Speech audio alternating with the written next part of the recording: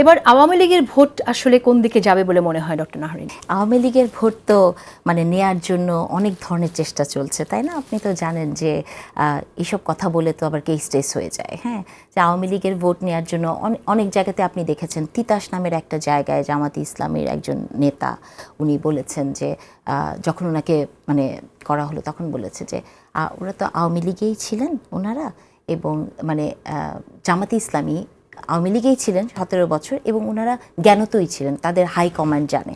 তো আসলে ওই যে বলছিলাম না যে গুপ্ত রাজনীতি বা কিছু, এটা মানে আওয়ামী লীগের সাথে তো এক ধরনের অ্যালায়েন্স তো ছিলই জামাতে ইসলামের, মানে ওই সব জায়গা থেকে এই মুহূর্তে যদি আপনি দেখেন।